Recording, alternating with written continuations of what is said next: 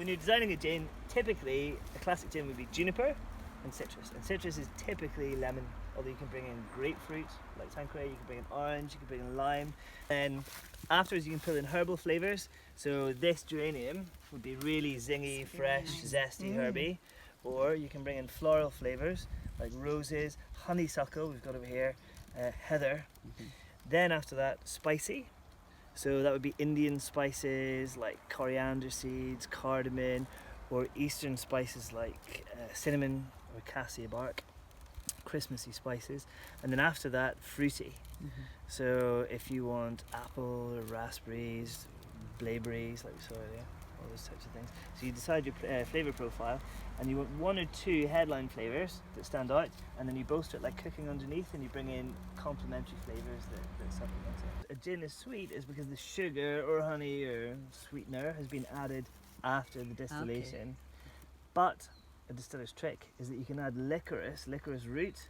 Doesn't come through tasting of licorice, but it adds a mouthfeel that's sweet with the gin.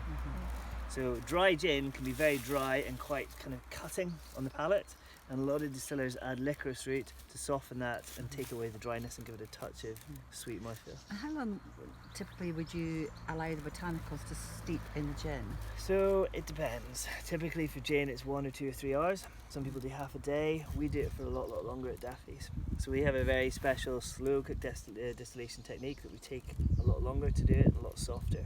So we get masses of depth of flavour in there, but it's got a lot of finesse and complexity, but no burn or edge or harshness.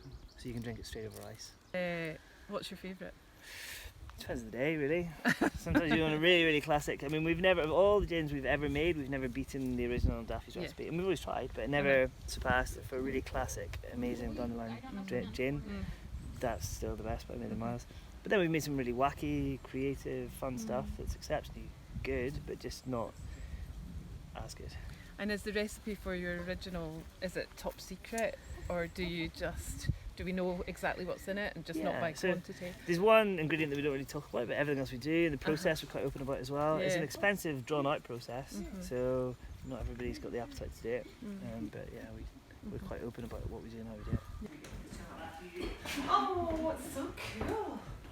Look at how many stills are so cute! Wow. It smells These lovely little stills. Buildings with the house. The owner said this is the most prized possession in the whole place. This table used to be in the kitchen because when Queen Victoria and Prince Albert visited, apparently Prince Albert had a good few whiskies and danced upon this very table.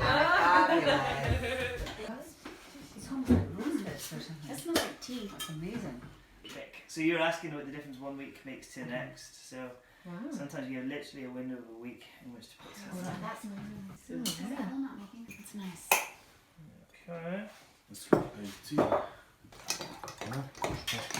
It won't turn into dust. So everybody's designed their gins and now they've balanced it out and they're macerated, so they're steeping their botanicals in the base spirit before the distillation.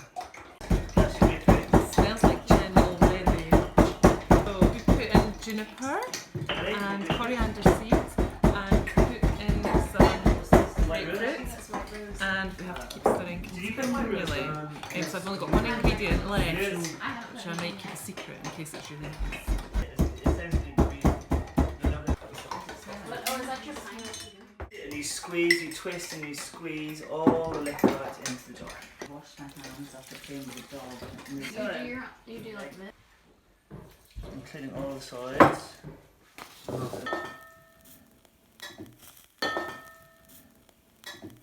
There's lime and there's really tiny good. bit of rose in Yeah, there. that was me burning my hand. It's really sweet. It's not. The bog mark will come in behind, and that will get stronger. So we're at the end of the day, and we've made 4 very different and exceptional gins. And the difference with gin production today versus 15 years ago is that the distilling laws changed, and you've got a massive variety of interesting and varied gins in the market, and that's the sort of thing we've done here today.